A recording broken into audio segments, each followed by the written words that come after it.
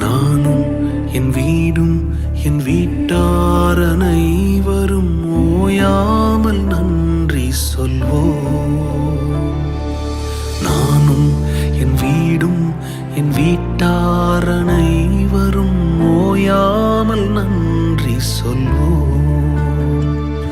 ஒரு கரு போல காத்தீரே நன்றி, என்னை சிதையாமல் சுமந்தீரே நன்றி.